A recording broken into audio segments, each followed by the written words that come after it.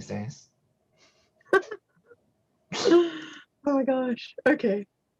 This is just a very different way of doing it. All right. And so now it says that we're live, and I believe it because I see people in on the live stream with us. Hey, everyone. Oh, yeah, And we're live. We're Sure. live. And I've got the wonderful Jason Estes with us. So, Jay, all you had to do was share that YouTube link. That's what your people have got, right? Yep, I'm just saying that I'm live now so that people know. Okay, excellent. So while you're doing that, let me say mwah, mwah, mwah. Hello, everybody. I see that Philippe is with us. Daisy McCarthy. Hello, my love. Ray Morocco. Hi, Ray. Skylar. Hello, my darling. So good to have you with us. Sonia, Angela, Sandra. Of course, there's too many. I can't possibly name you all, but it's beautiful to be in this shared space. I have missed you, Jason. I've missed you too. I've been waiting for this moment to happen. I knew it was going to happen again. I just didn't know when. And here we are. And this one was actually planned, which is also rare for us. Totally. It's a very strange feeling because, of course, we're so used to doing the pop-ups, and this one was planned like, what was it, a good couple of weeks in advance. So here we are, having been very decent, given everybody advance notice and a little link and a poster and all sorts of things. So beautiful to have you with me. Jason, this series that I'm doing on YouTube, it's a 6-week series. It started last week, Tuesday, and it's called Messages for Humanity. And I'm choosing 6 of the leaders who I know will direct you to yourself. That's really what I want. I want people who are here to show you the home inside and to share their messages for humanity. I feel like this is a time where a lot of people are saying, where to next? Who am I? What am I doing here? Why did I say yes to planet Earth? So that's how this collaboration came to be, that we can share some messages for humanity. How have you been doing, Jay? I've been awesome. Yeah? Seriously, like everything that I've been waiting for to happen is like finally happening. And there's this like, I don't have words for it yet, but it's a feeling of just like enthusiasm that goes beyond enthusiasm. You know, it's like we're here. Like you look at the world stage, you look at what's unfolding. I won't say much because I don't want us to get in trouble, but everything is doing exactly what it needs to do, right? Like it's exactly, the only thing that's causing a little bit of the issue is actually the lightworker community, which has been fascinating for me, that the biggest problem has been the people that are supposed to be the solution. And I think that's like my main message is really just get out of your own way, people. Like you don't need to be anything magical to be a part of this new world. You just need to be. And that's it. Please. Like that's it, you know? Like I just did a video on Well Series that was talking about like how much upkeep it costs to be anything other than just you. Like I am, or just Jason, right? Like it doesn't, everything after that costs. And I feel like there's these belief structures that people have designed and built that they have to be this thing, and it's killing them. Like I'm literally watching some of these really amazing people that gave great messages 5-6 years ago falling apart right now. And they're falling apart right now because they became their message instead of applying their lessons. They became their message. And so they were like, oh, well, I'm the one that everyone's waiting for, instead of we're the ones that we're waiting for, which is the common reference in the spiritual world. I feel like that's the main message I could give to people today is like, get out of your own way. Stop trying to be something and just be. Like, it's not hard. It doesn't have to be this crazy elaborate thing. You don't have to have the world the way that you planned it to be. Just live in the world and you'll realize, like if you turn off the news and you turn away from everything in the world that's telling you everything else, and you just go outside and sit with a tree for 5 minutes, you'll find that everything else is kind of irrelevant. And that all these problems that you're creating for yourself aren't even that important when it comes to the grand scheme of things. Like that's where we are, guys. We've arrived to the point where it's time to let go and free ourselves of the burdens of the past. Everything we've been, every mistake we've ever made in our minds, everything else, it doesn't matter anymore. You're here. You're here right now. Let the story go of who you've been. Let the story go of how you got here. Let all the trauma go. Like actually just let go and enjoy the ride. We're on the ride of the lifetimes. This is literally lifetimes in a single life. We have 8 choice points a day, guys. 8 choice points. That's like 8 months in a single day. That's massive. We're in cosmic time. We're no longer in linear time, which means that all your lifetimes are now. So like, what's the point of worrying about all the other stuff? Just live your life the best life you can live. And you'll find that it was the best life it's ever been, and that it will be the best life. We're in the single incarnation now. That's what it's called. This is immortality. This is what it represents.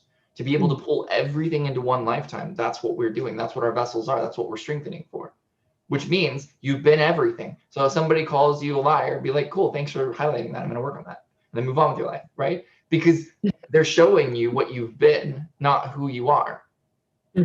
You're taking it personal and thinking it's who you are. It's not about you. It's about them acknowledging something in them by pointing it out in you, and you acknowledging that somewhere in time and space you've been that thing. And that's it. That's the end of the game. Then just move forward. You don't need to defend yourself, your honor, all this other crap that the world has programmed you to believe. You don't need it. You don't need to defend that. Just let it go. Be like, okay, cool. You want to believe that? Cool. Well, obviously we can't be friends right now because you believe this about me. I don't believe this about me. I feel like I'm going to work on the things that you've shown me, and you can go do your thing. But that's the freedom that we have now. You don't have to agree. Just accept what is. If somebody believes something about you, that is what is in their belief. And if it isn't in alignment with your belief, that's okay too. You can just be like, hey, thanks for expressing that. Also, bye. What a perfect way to end a conversation. Also, bye. I love that. What you're talking about, Jason, is non-attachment, and I want to go a little bit deeper into it. But before we do, there may very well be people who are watching you for the first time, and they're going, who is this dude, and why is he talking about choice points, and what is that exactly? Because I know a lot of people here are going to already be aware, but just catch up the ones who've never heard this terminology. What is a choice point? Okay, yeah. So pretty much all of our lives, we've had this thing called template tests, which were us being tested on everything that was potentially possible in that month at the beginning of the month, the first 5 days. And now, because we're doing what we call a vote or an energetic vote, a current of energy runs through us with the potential, and it triggers up something in us. And how we handle that is now what I call a choice point. And those are every 3 hours for the rest of your life. Welcome to immortality, everyone. What that means is that you're living roughly 8 months worth of choices per day. So if you get something wrong in your mind, which is totally fine, then you get another test 3 months or 3 months later, or 8 months later technically, but you get a new test, and that's 3 hours later, 3 actual hours, and they start at 5 a.m. Central Standard Time. So every 3 hours from that point forward is a new set of choice, which means that you have an entire lifetime to live in that choice. And then you let that go completely. So what I told my following is the best thing you can do is every 3 hours on the hour, ask your body what it needs. Because if you come from the space of having prepared and having your body get what it needs, I can tell you right now, whatever choice it is, whatever current runs through you, it's actually really easy. You're just like, oh, cool, I can let that go. Because your body's not struggling. If your body's struggling, then you have this dissonance around you and you're like, oh, I can't handle anything. Oh, I'm going to take it personal. And then you get reactive and it just causes so much more problems. And then you waste your choice points. So what we used to do in 1 month, we can now do in 3 hours. And that is massive. And if you look at the world stage, you're seeing it clean up in the same amount of time. And that's the beauty of where we are. Like every day is 8 months worth of data condensed within. And then on top of that, for those that are new, I talk about data as the way of understanding time. So data points are like hours of information. So like for those of you that are older, you know, you probably, unless you're like 8 or 9 years old, you pretty much were born with 1 data point every 3 hours. And we're now at 740 something data points. So what that means is 740 hours per hour worth of information is being pushed through you. And the difference between that and a choice point is a choice point is kind of like where you direct that energy, right? The data is the pressure that's pushing you in the direction. And instead of you getting pushed for like an entire month in the wrong direction, you can course correct every 3 hours. So we're able to fine tune our approach. And that's why we're getting more speed and we're getting more pressure that's pushing us in that direction. So as you continue to move forward through life, you're going to find that we're going to be like over 1,000 by the 18th of August. Over 1,000. That's 1,000 hours of data pushed through, right? So that's 3,000 hours per choice point.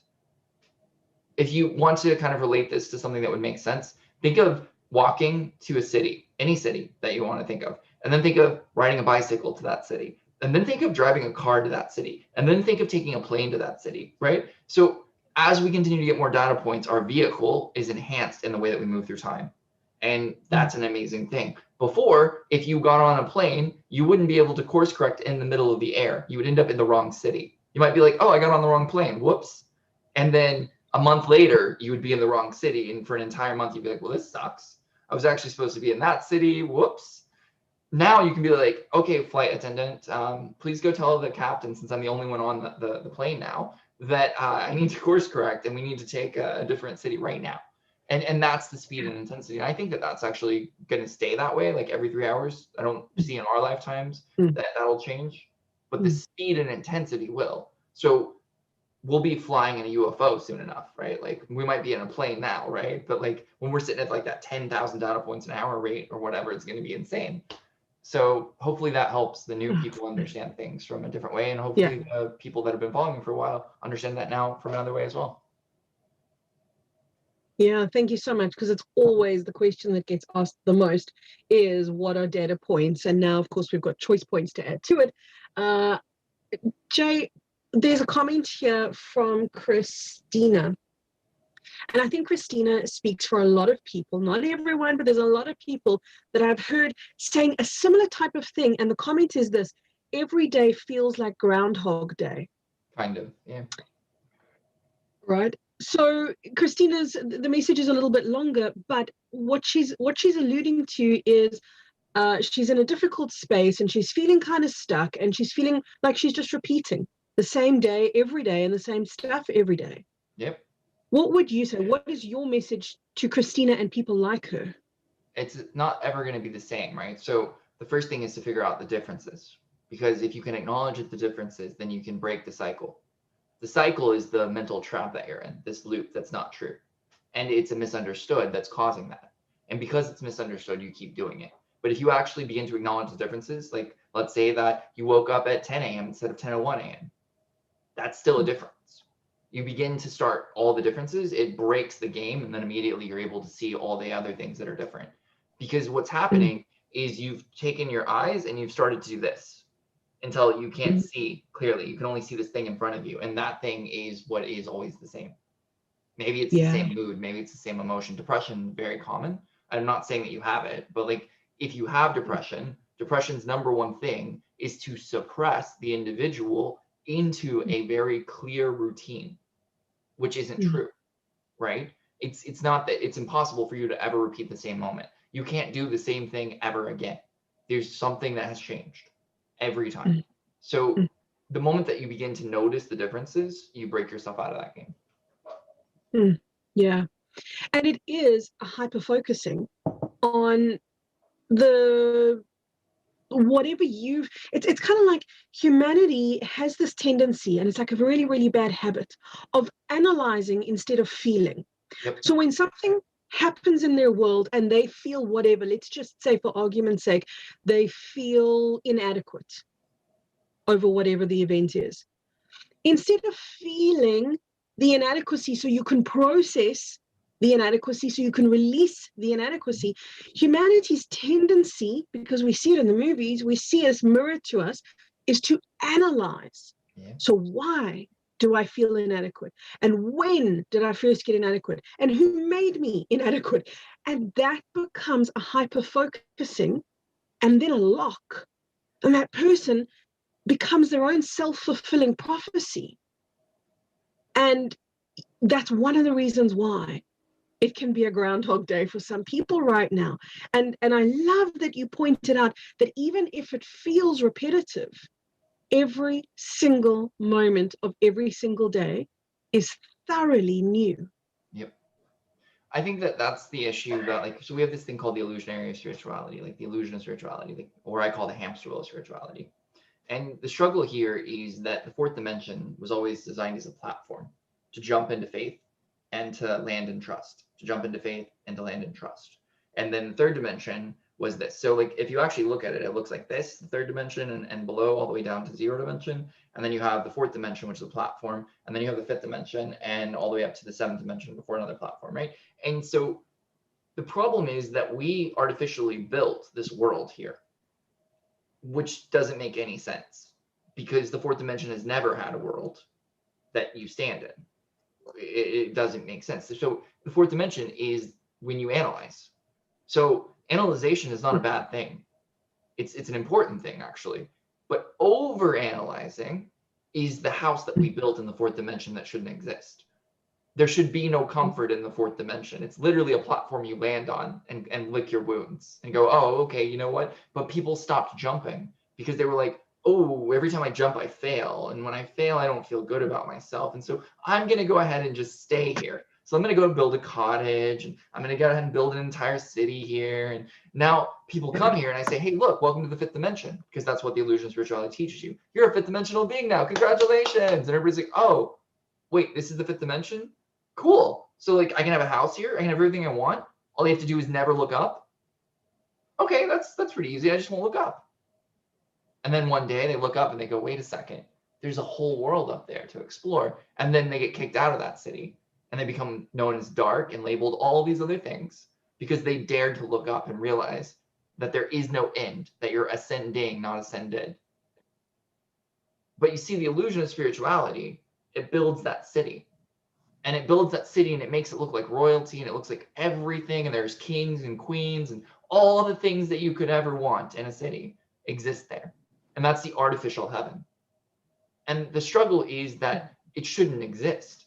And so instead of analyzing to solve and to grow and to expand and to improve and then go again, we overanalyze.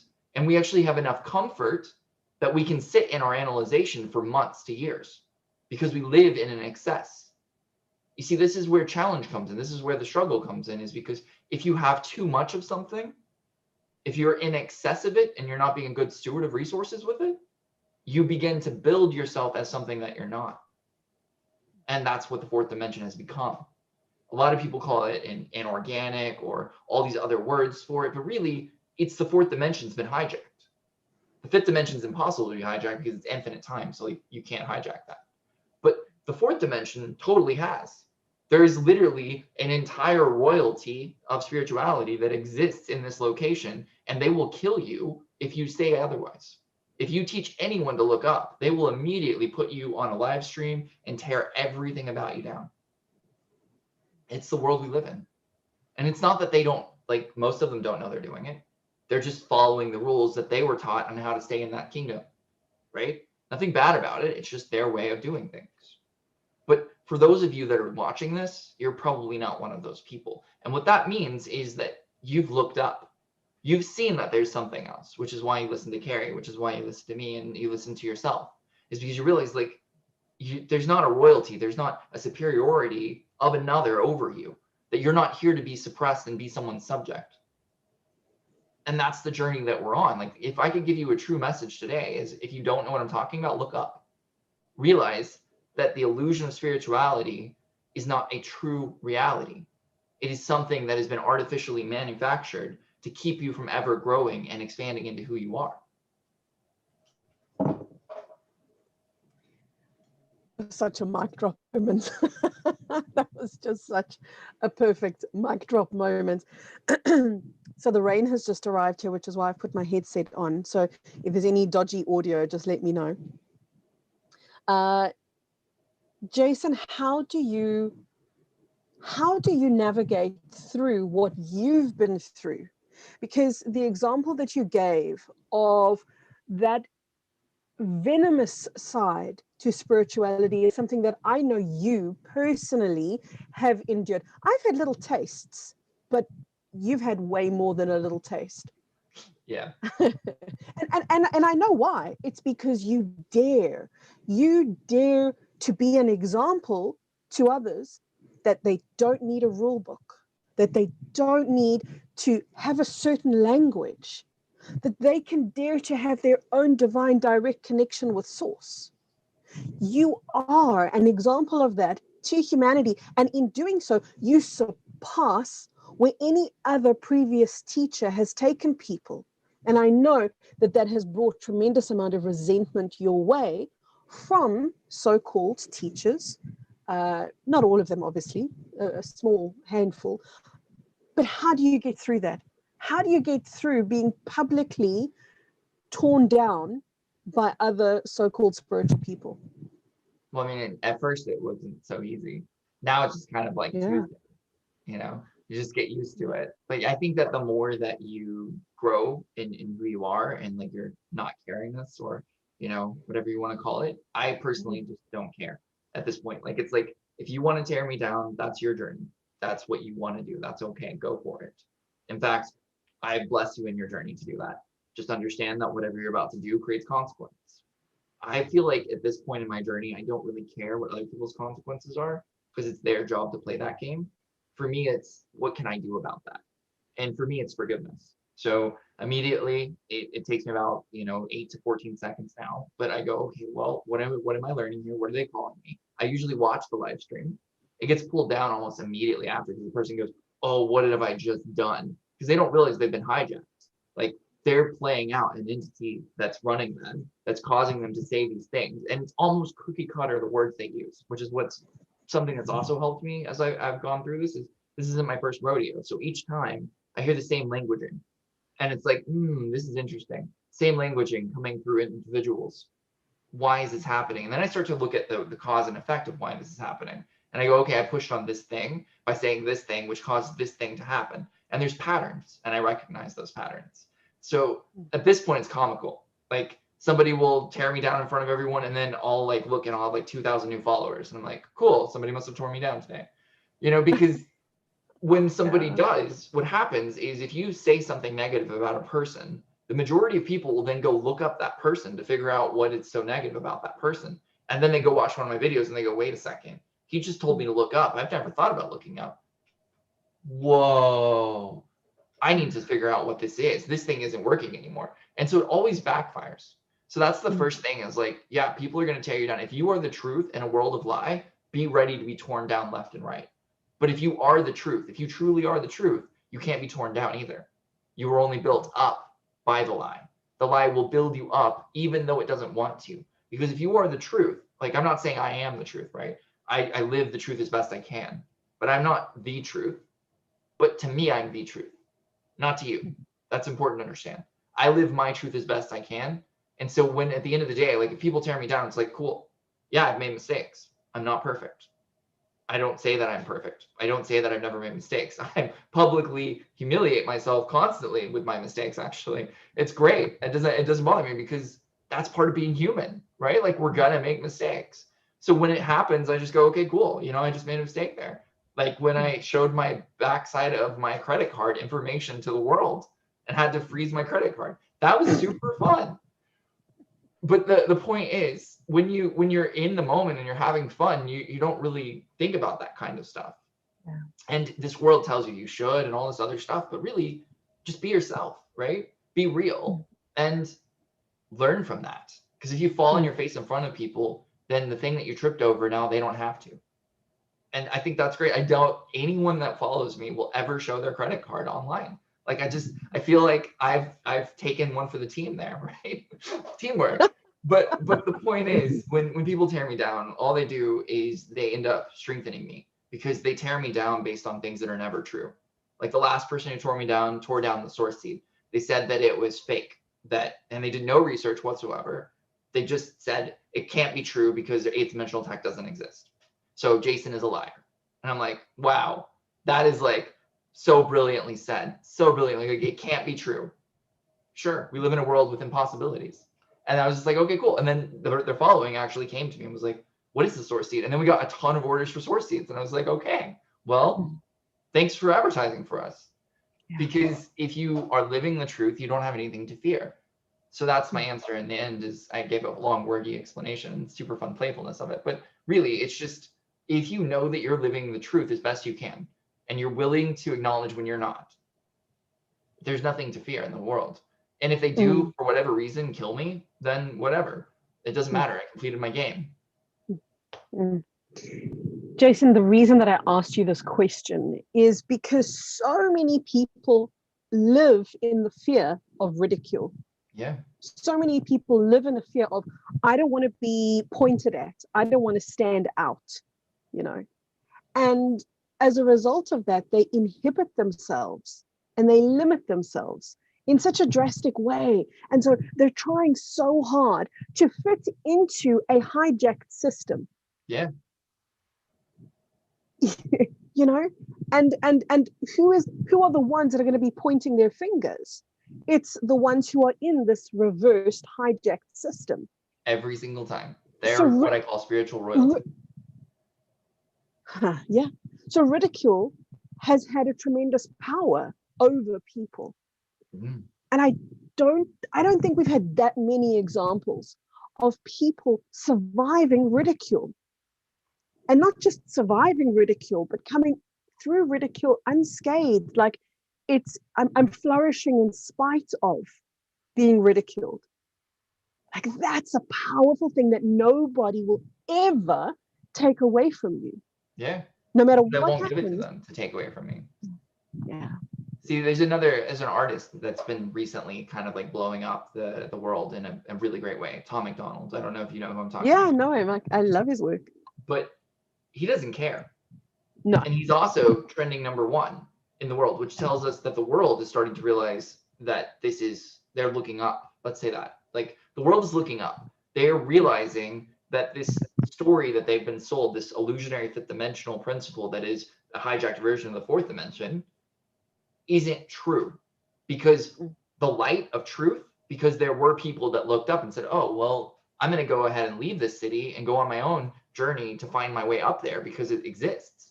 And then what happened was they got up there, and then when they got up there, they said, oh, I get it. I'm here to come back down and walk back into that city and just meditate in the center of the field. And then people gathered around those people. And then what happened was the royalty, the spiritual royalty, began to look at those people and say, no, you can't do that here. That type of meditation, that's banned.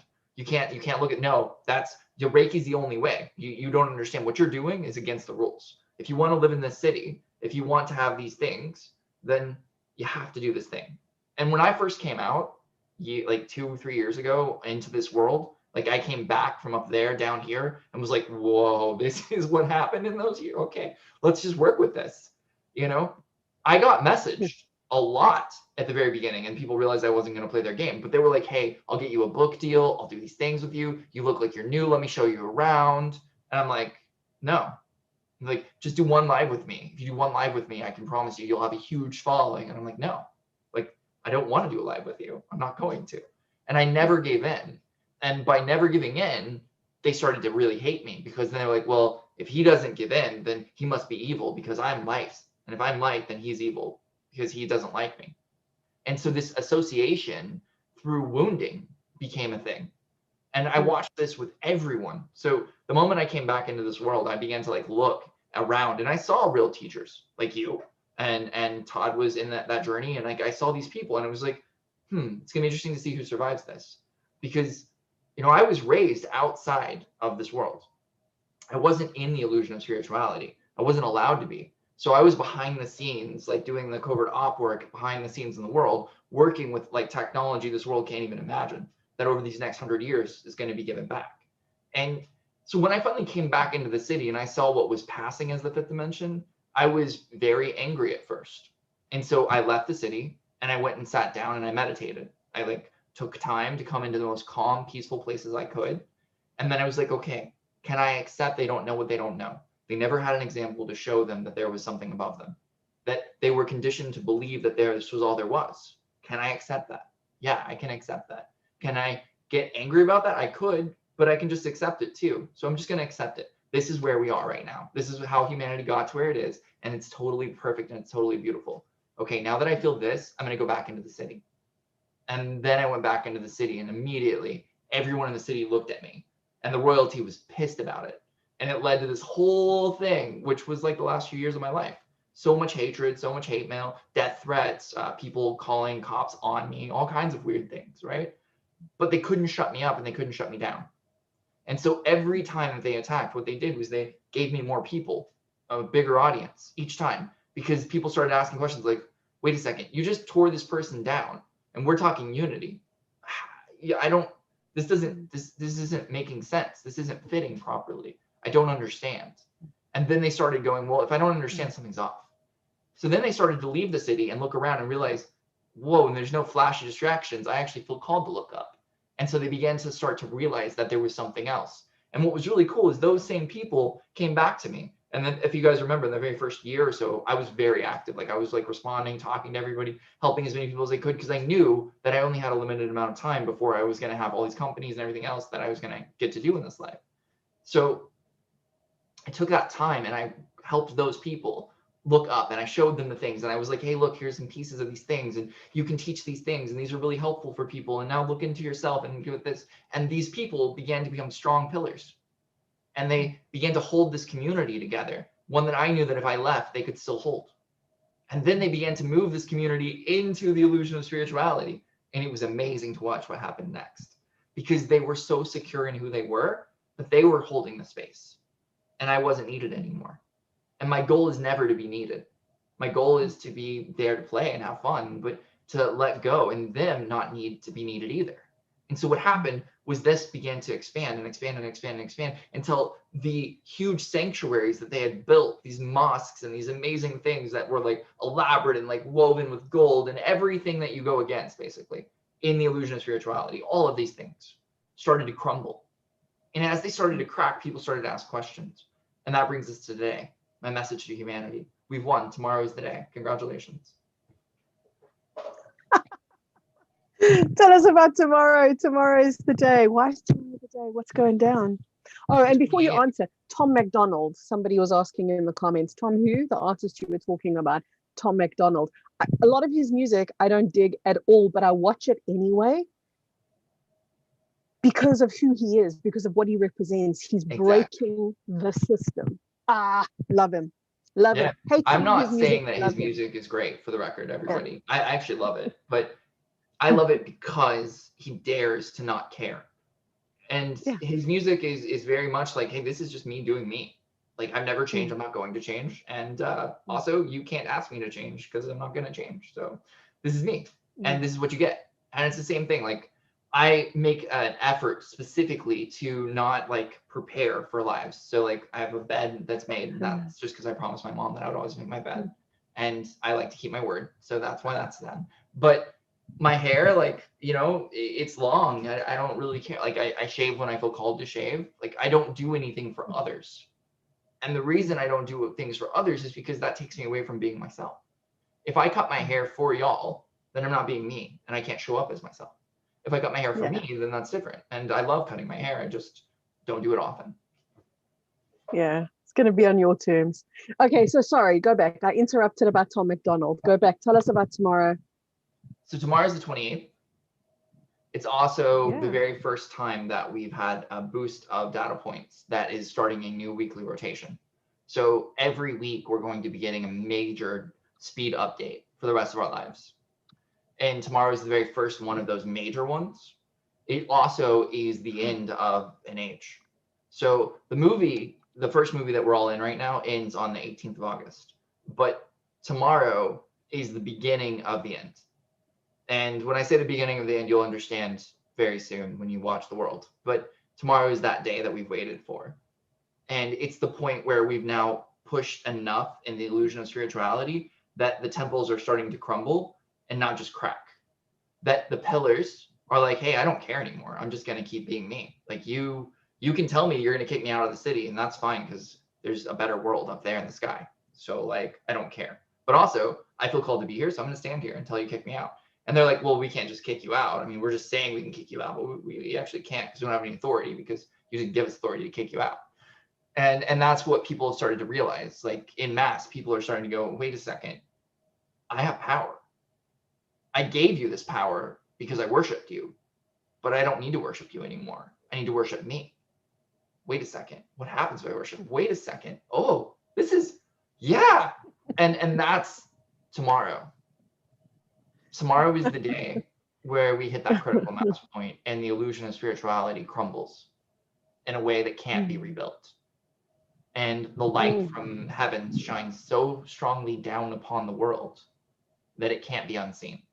Now, I'm not saying solar flash or any of that physical stuff that everybody else talks about. There will be a solar flash. That is going to happen. Humanity is constantly voting. It's very hard to know when things are anymore. But it will happen. But it will happen as a gift, not as the answer. That's important. Yes, that's one of my questions, because I wanted to address that. I wanted to address people waiting for the event. Just today, I got somebody send me a message, something along the lines of, but I thought the event was going to clear all of this up.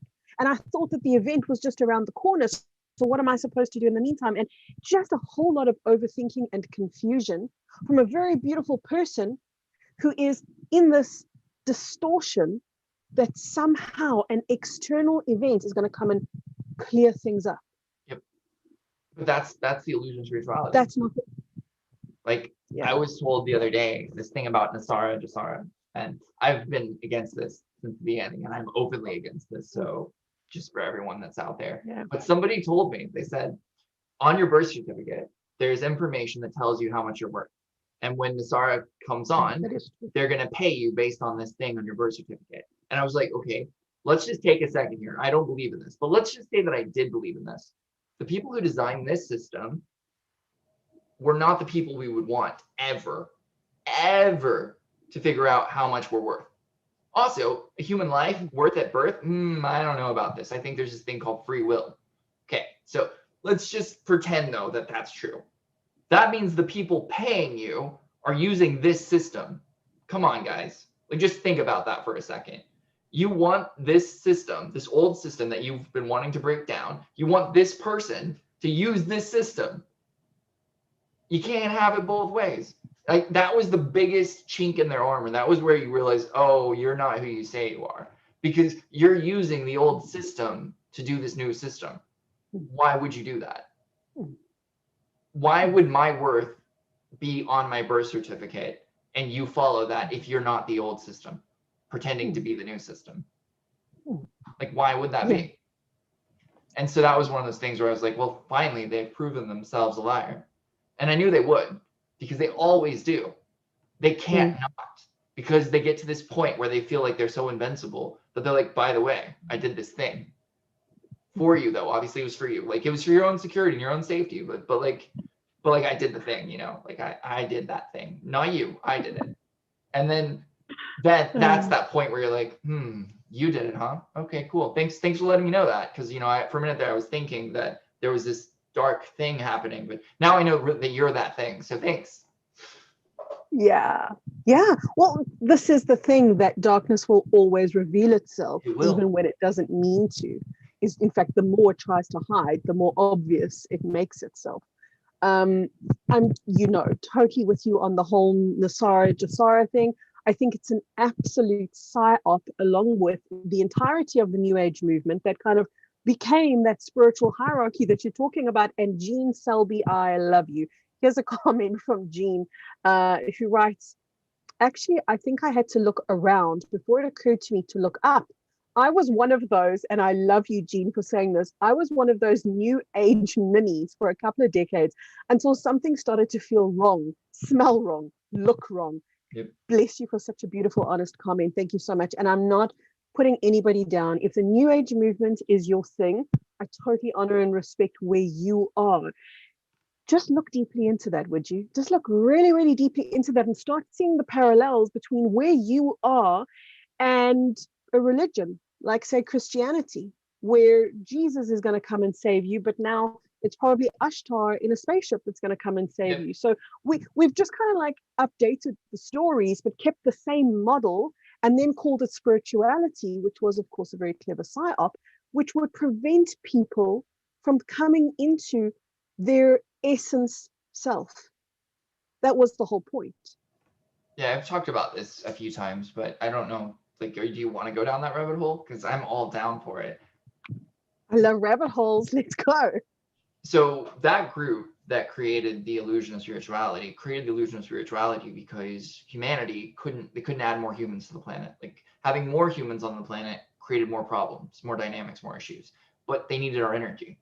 They needed our worship. They needed our attention to matter instead of it being like weightless, right? And so what they did was they created a way where they took the truth, because they did. There are fragments of truth woven into the New Age movement very cleverly, what's really cool about what happens tomorrow is when that earthquake hits and everything crumbles, the actual pieces of gold, the real jewels of spirituality, are just going to be the one thing that still remains. Everything else is going to be washed away. And there is a truth to a lot of spirituality. I'm not saying that it's not true. It's how it's used to manipulate and control that is the not truth part of it. Like, again, the fourth dimension, the platform it's built on is real, but everything else is a lie. The platform of analyzation is not there to live on. It's there to land on. Oh, I couldn't fly. Why couldn't I fly? Oh, this is why I couldn't fly. Cool, I'm gonna fly. And then they jump again. And then eventually they get caught in the currents of the fifth dimension and they go up into the seventh dimension, pretty much like that. But when you build an entire city, people don't look up. They don't think about it anymore. They live in the distraction. And the illusion of spirituality was that distraction. Since I came out, like, actually, I've been teaching this for almost 20 years now on this planet. It's like, guys, like, what are you doing? And then I realized, okay, I've got to go behind the scenes and fix a lot of things because there's signals and things that are being broadcast that are causing people to get stuck. So they'd like wander in the city and then they would forget everything else and be like, oh, pretty lights. Oh, I'm this name that you've given me. Thank you. I'm now this name. I will always be this name. I'm going to worship you because you gave me this name. When they actually were more of themselves before they went into the city. But then when the signal stopped, people started like walking around the city and be like, I kind of remember a life before this. Loki, if anyone hasn't seen it yet, I'm not going to run it. But if you watch the TV show Loki on Disney Plus, it's everything you need to know about what actually happened. Literally. They just 100%, no holds bar, gave everything openly to you. And if that isn't enough to wake you up fully from your dream, go watch Mysterious Benedict Society, which is also on Disney Plus. Those are their two disclosure shows that they had to do at this time to prepare humanity. And enough people watched them that it actually triggered this change that happens tomorrow. Wait, Loki, and what was the other one? The Mysterious Benedict Society. The Mysterious Benedict Society. At the very, like, not running anything, but in the very first 5 seconds of the show, they explain everything that's happened with the programming, the TV, the fear, the insecurity, so that you become a programmable race. They explain it all. And they explain how. And I'm just sitting there, I was like, no, you didn't just do that disclosure. Holy crap. And this is after I finished Loki, and I was like, oh, because I actually get what's going on. And it's amazing to see that we're at that point where they're like, the game's over. Here's everything that you didn't know. All in 2 shows. But seriously, if you haven't seen Loki, kerryk, watch Loki. It will change. Oh, I haven't. Yeah, I'm definitely you watch going Loki to. And then just like you'll understand. It's everything. Yeah. It's everything. You'll be sitting there watching the show like there's no way they're not gonna. Oh, they went there. It's so good. So good. It's so awesome. So awesome. I'm really looking forward to it. You know what? So many people say we've got to rise up. We've got to stand up to the oppressors. And that's one way of doing things. I'm not saying it's the wrong way, but here's another perspective, and it's this. If we become relevant to ourselves, if we become responsible and therefore powerful, and we take value and space in our own lives, what we will then automatically and by default do is we will make those perceived controllers irrelevant. By making ourselves relevant. Then there is no. What was that? That's why I never went to war. Like, yes. I came into the city and I didn't go to the king and queen and try to tear them or dethrone them. I just sat and meditated. Yeah. Because all it takes is a true example. Yeah. Be a true example. The world changes around you instantly. Yeah. A fun story. So, actually, I can't tell a story because I don't want to get this video taken down. Man. Oh, okay. But yeah, I was in an airport and I decided to do things a little differently at the airport. Not going to say how. And the entire airport looked around and realized that I was doing it. And then they started to also do it. And it was a pretty cool moment for me because I refused to play their game. And when I stopped playing their game, the world around me realized they could stop playing the game too. And it led to employees of the actual airport also following suit. And it was just this really beautiful freedom moment for me, because the world really does respond to truth when it's being shown. So I do agree that we don't need to go to war. I'm not saying that you shouldn't protest. I'm not saying any of that. Like, if that's what's in front of you to do, then you do it, right? Because that's necessary too. But don't protest from anger. Don't protest from anything that's going to cause more fuel to the fire. Protest at a peaceful place. Like, here's an example. When I told you guys that I came into the city, I realized I was angry at what I had seen, at the way that things had been misled and manipulated and changed. And I knew that in that moment, I could not be the example. So I left the city and went and meditated and came to peace before I went back to the city. Because as long as I needed to be a force for good, I knew there would be a force for evil. But if I could just be good for goodness sake and not need to change others' minds, then I knew that there would be a choice point that was created for the world. So when we go to protest and violence and anger, anything that we're doing is not solving anything, it's contributing to the problem. If we come at peace and say, hey, this is what I believe, and I'm going to be an example of it, but I don't need you to believe me. I just need to stand up for what I believe in. Then true change happens. This is why I love him. This is why I absolutely love you, Jason. I totally do. So the last Messages for Humanity, which was last week, Tuesday, I interviewed Laurie Ladd, and I could have jumped through the screen and kissed her face, because you know what she said? I don't even know where it came from, because we weren't even talking about it. But she said, you know, this whole thing about raising your frequency, and I'm paraphrasing, but this is kind of how she said it. She said, the whole thing about raising your frequency, she said, I think it's nonsense. She said, you don't drink a green smoothie and you're raising your frequency. That's not what it's about. It's about connecting with what you feel and being real and authentic with it and just sitting with it. Yep. As simple as that sounds, as ludicrously simple as that sounds, that's the key right there that will set humanity free in a heartbeat if they dare to do that, which I know they are. I know that because I see it, because I feel it. Oh yeah, they're absolutely doing it. And like I said, tomorrow is the critical mass point, and that's already been voted on and chosen. So all of the forces and things that have been working behind the scenes are coming together and unifying on a single principle of peace. And it's going to ripple through time and space very fast. And it's going to be beautiful and amazing because we earned it.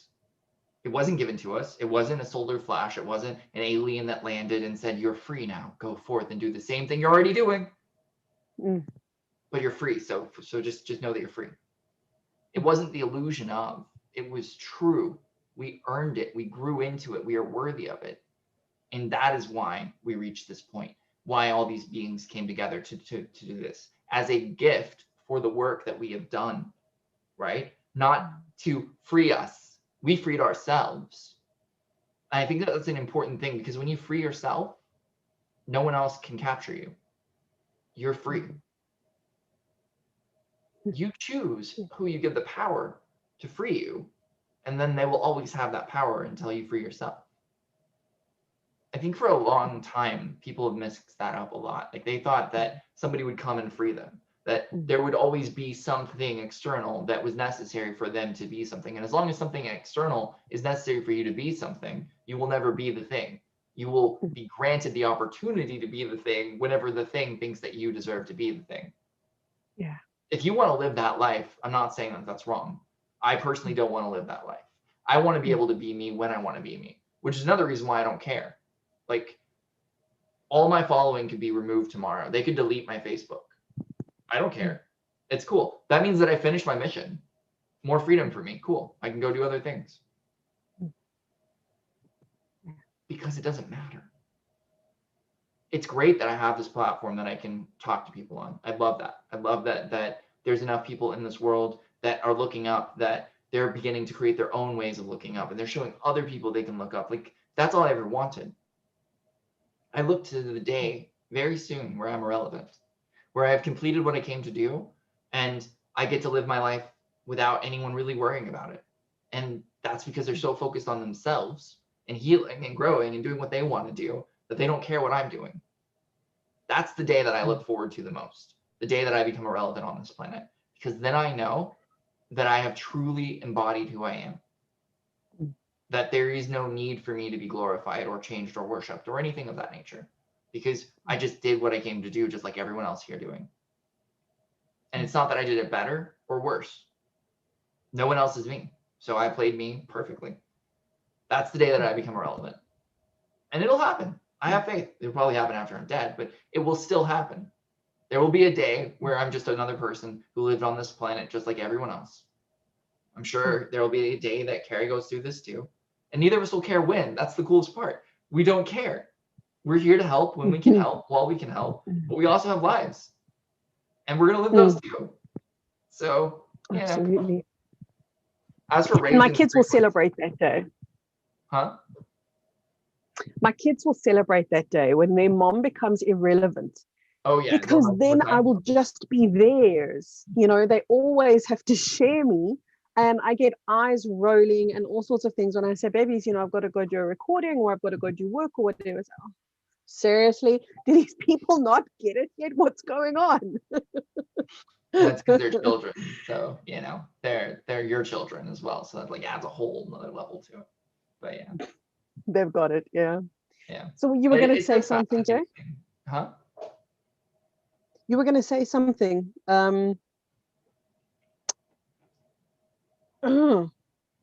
You were like just starting a sentence and my brain's gone blank as to what it was when we spoke about my kids just before that. Do you remember? No, but that's okay. It's because I'm irrelevant. So what I have to say doesn't matter. No, I know what I was going to say. I was going to Thank talk you, about Adrian Samuels. Raising your frequency is a real thing. But raising your frequency for others is where the illusion comes in. And that's actually what they wanted you to do, because if you raise your frequency for others, then you've done exactly what they wanted. They wanted you to have more attention and more power and more value that you couldn't handle, that you gave to someone else. And they wanted to be that thing that could handle that for you, because they love you so much, so much. They're even doing those heart emojis and everything, as long as you're in line though. But the moment that you're not, ooh, be ready. But the point was, they wanted you to be stronger so that you could worship them stronger. They wanted that. So if you don't want to be that anymore, if you don't want to be cattle for them, then stop being cattle for them. Realize that you also are human and they are too. What makes them different? You do. You choose to make them different. Yeah. That's it. The only thing that separates me and everyone that's on this live that's watching it and Kerry is that I'm here as me and Kerry's here as Kerry and y'all are here as you, right? Like, that's the level of separation that exists. And that's a good thing, because the same flavor of ice cream for the rest of your life would be boring. Yeah. Even if you love the ice cream today. Absolutely. So raising your frequency is a real thing, but never raise it for others, because every action that you take to raise your frequency for someone else, and this includes relationships. This is actually the number one thing that happens in relationships that leads to major resentment is, well, I'm raising my frequency. Why aren't you? Then you're raising your frequency so that you can change something about someone else. That's not raising your frequency for you. If you raise your frequency and you dare to ask another why they're not raising theirs, then you need to ask why you're raising yours. And I know that that's hard truth and people probably didn't want to hear that today, but tomorrow's happening, so you might as well get out of the building before it collapses. Just saying. Just saying. Yeah. Here's the thing. A lot of people will say, I want my partner to meet me in that place of elevated frequency. And I do get that. I get the niceness of having a partner that you can have conversations with, you know, that perhaps you couldn't have with somebody who isn't necessarily on your wavelength. I get that. But I also get the relevance of this being an individual journey. And acceptance is always a foundational level in this journey. And in order for you to move further, faster, higher, go back to how deeply you're accepting in any given moment. If you want to propel yourself beyond where you are today, go and look at that foundational level, how deeply in acceptance am I right now? And dependent on that answer, you're going to know how far forward you're going to fly and at what pace, because the things that you cannot accept are the things that become anchors and hold you down. Amen. So this is the secret of life, very simply explained. Acceptance is the first step of understanding the fourth dimension, just like if you look there, God is the first step of understanding the fifth dimension. But the first step of understanding the third dimension is health. And so if you truly want to understand reality, you have to first be healthy. And then from there, you move to happiness. And then you're able to create some form of practice that enhances your momentum so that you begin to raise your frequency.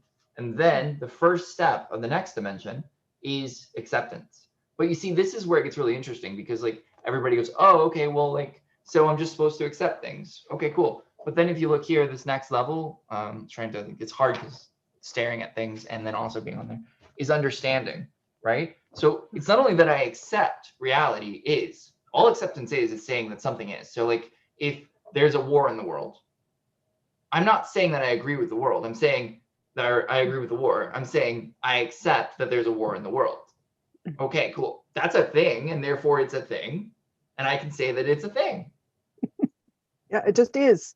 Now, my relationship with the thing is where understanding comes.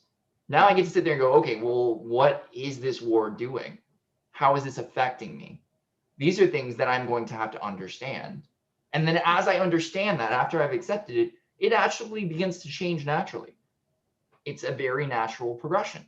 And as that changes, I begin to understand the perspective of God a little bit further.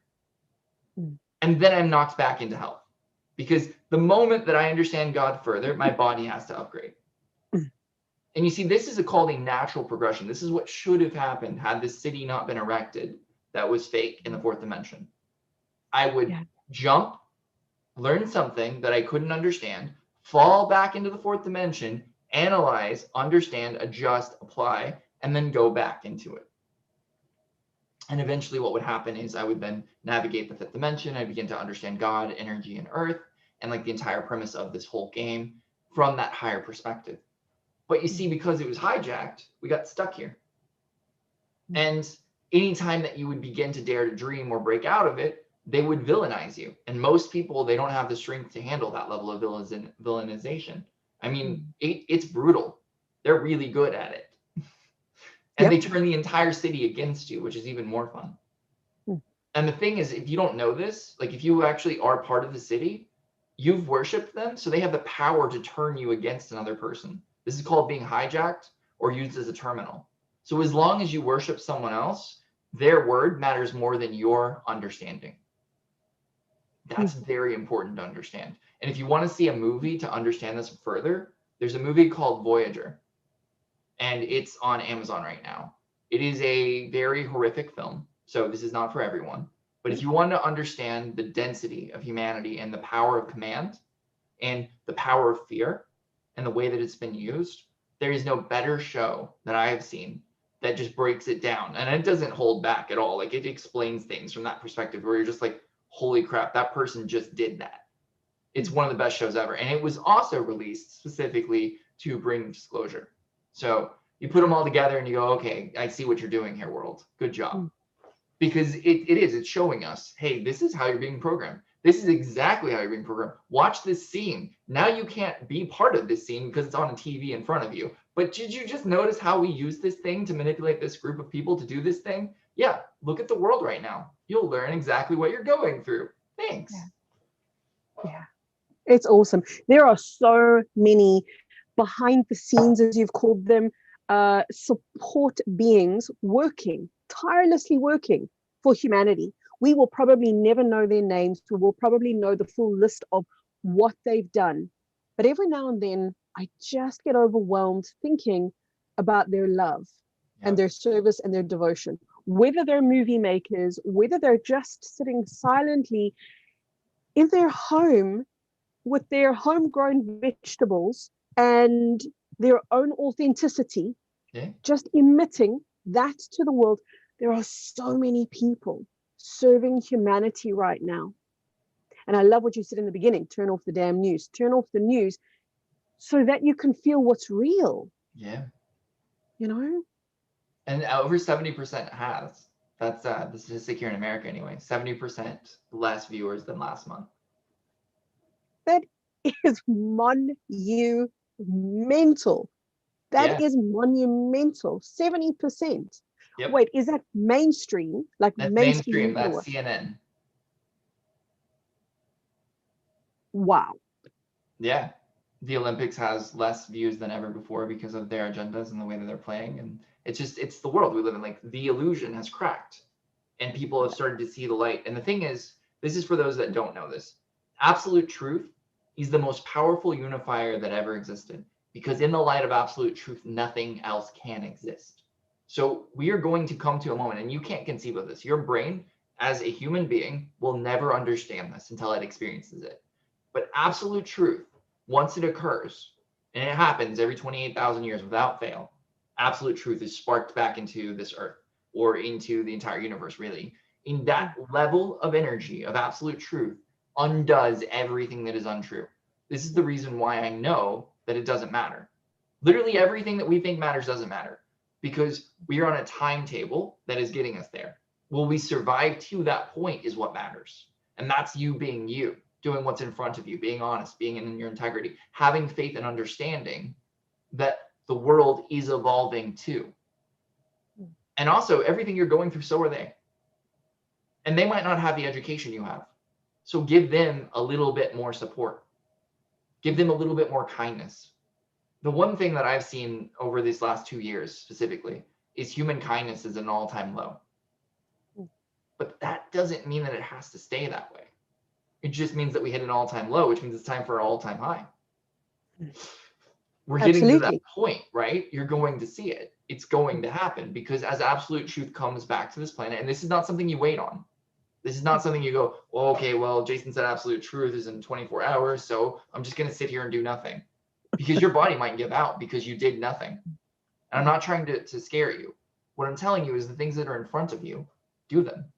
And have faith that there's other things at work here, because there is so many things that are coinciding and coming together. It's insane.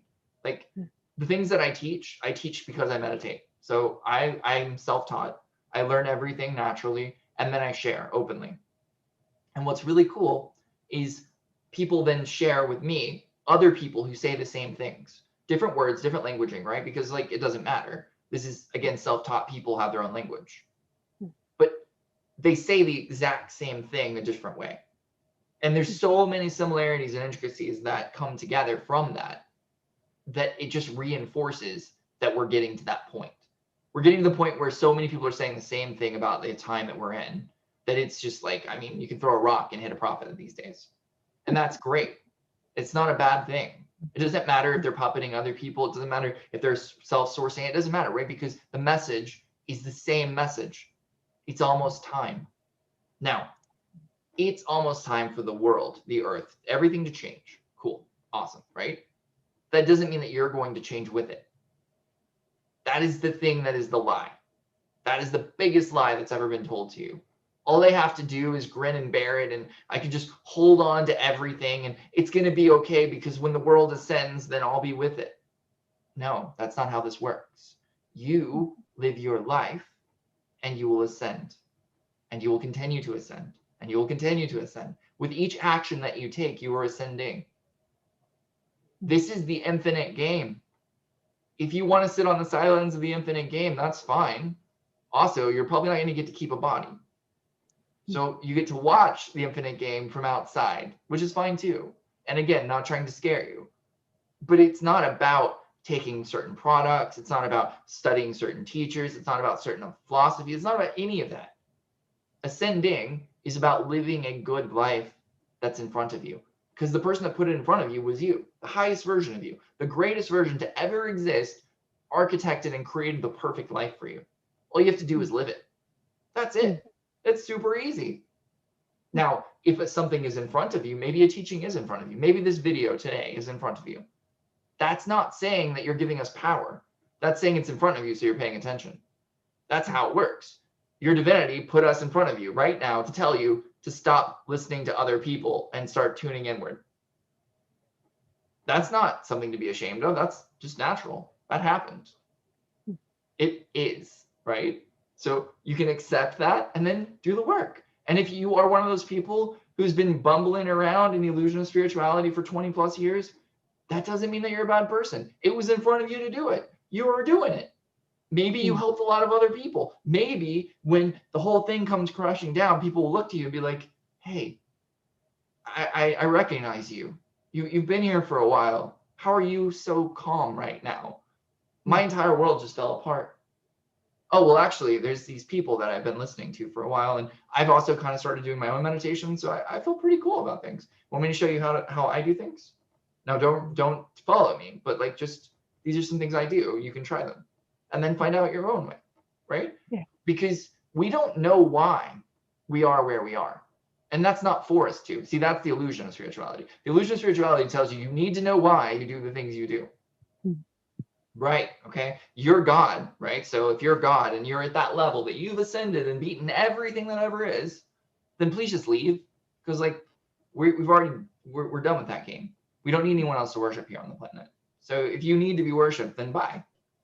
That being said, if you're just like me and everyone else on this planet and you want to grow and become a better version of you, then by all means stay and have fun and enjoy the golden age, because that is the golden age. Humanity coming into its own power and realizing that it's enough. And building together the greatest world we've ever known, without manipulation, without lie. Building on absolute truth. Unifying everything into peace. And remembering why we actually came here. That's what we're here for. That's the message today. And it's not about a time.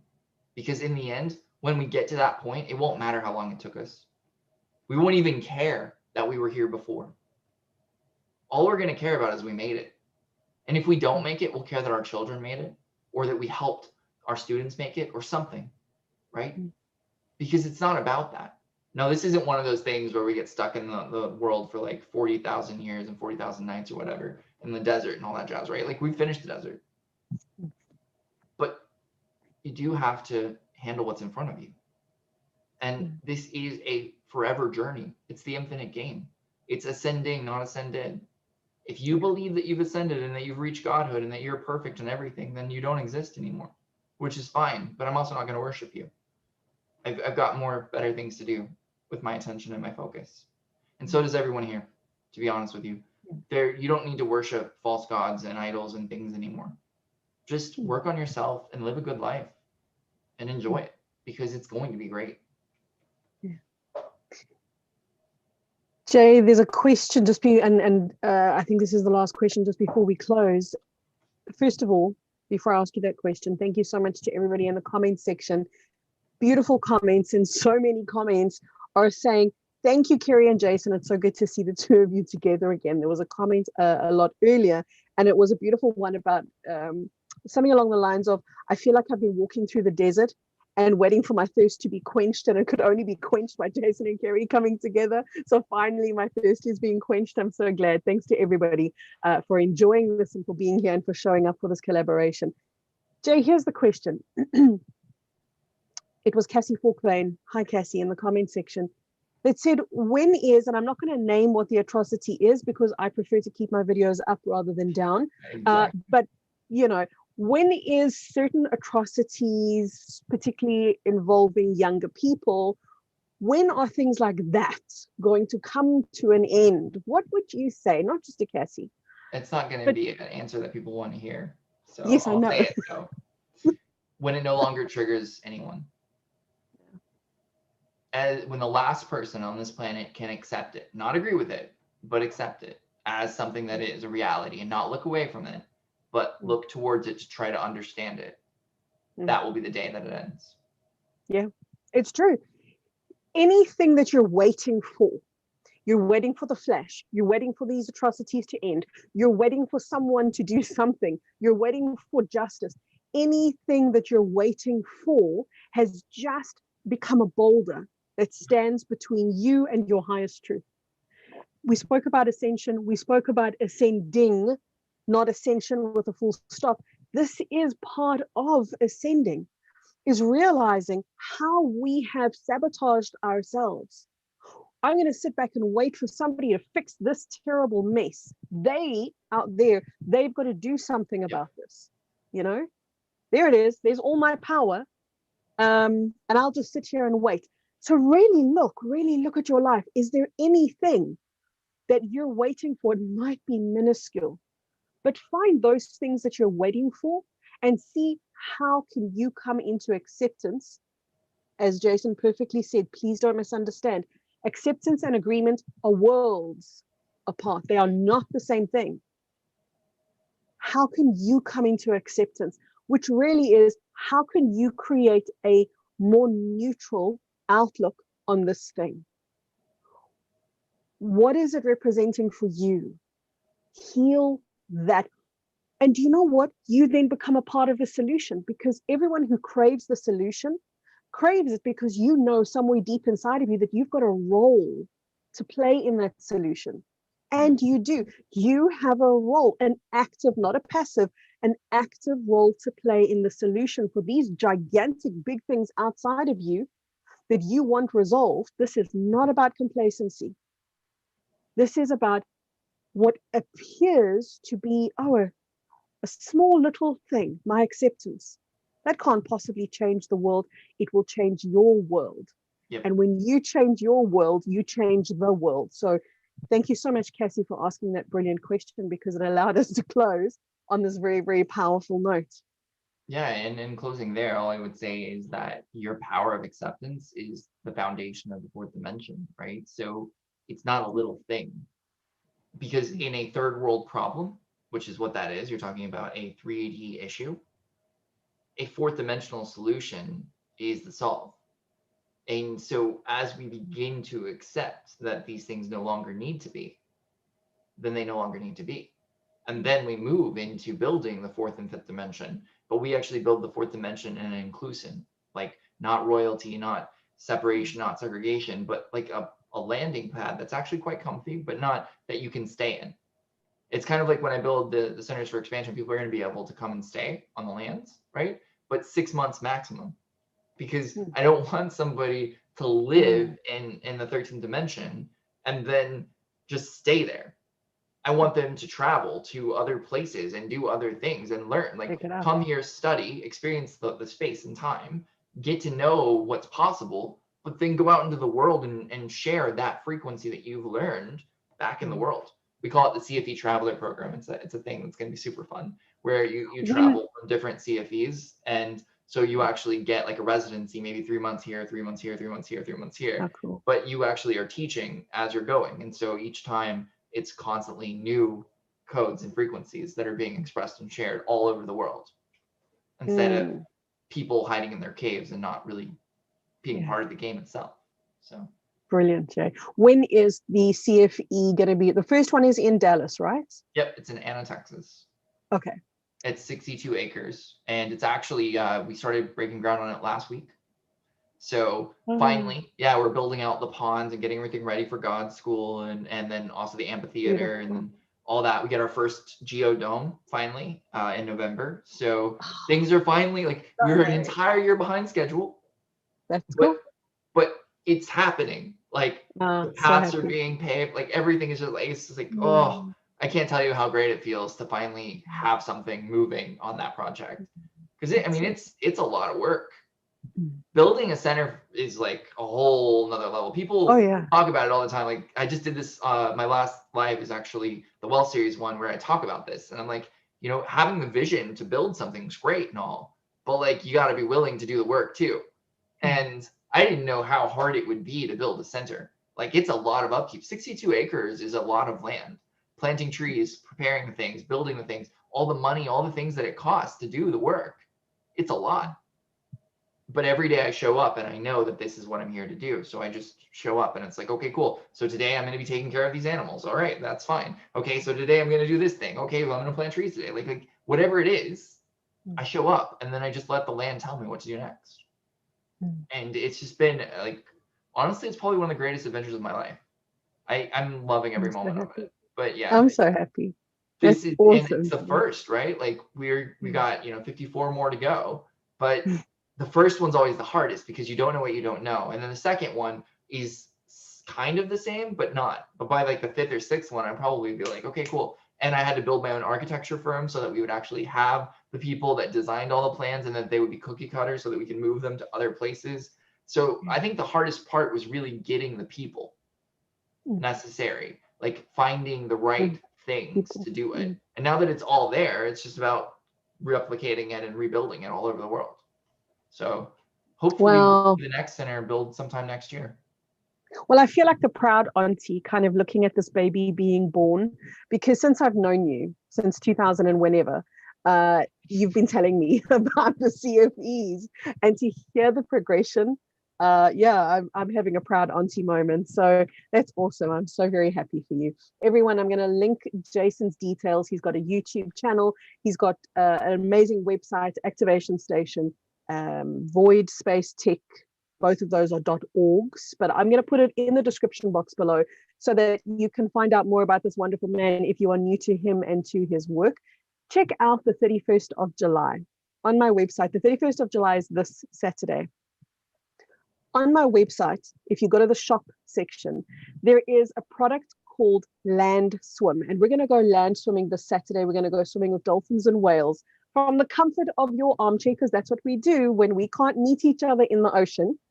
We see, this is where we've got to get more creative. We've got to meet each other in the space between land and sea to commune with the dolphins and whales who have called this meeting. They are the wise ones of the deep in more ways than one.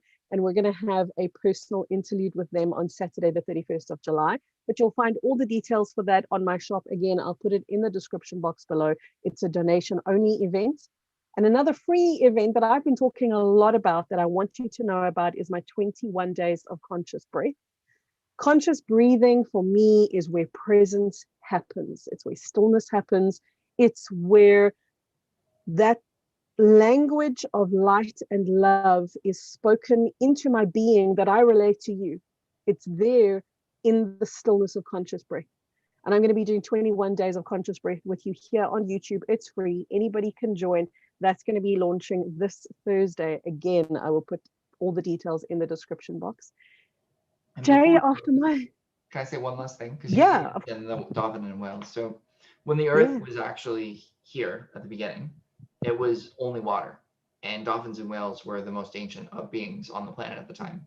So the children that they created, the dolphins and whales that we have currently, have the memory of the beginning of the Earth. So I bet that's going to be a really cool meeting. They do. They really, really do. And I've had the privilege of swimming with both dolphins and whales in the ocean, in both captive environments as well as in free environments, and certainly in many occasions in that space in between land and sea, where we're going to be meeting on Saturday. And they are the most astounding teachers. They absolutely are. They are healing, they are revealing, and they are going to teach you how to get into reverence with your breath and with your body, because if there's one thing they know how to do is step into that conscious breath themselves. So I'm really looking forward to this Saturday. Thank you, Jay. Thank you so very much. It's been awesome to connect with you. Yeah, thank you. Let's happen more often. Yeah, please. Absolutely. Because I feel like I also got my thirst quenched in this conversation. Oh, yeah, I felt really good. I haven't seen you in ages, and like to be able to finally just do a live with you, it's just, I was grateful that you offered. So thank you. Thank you. Thank you so very much. Lots of love, everyone.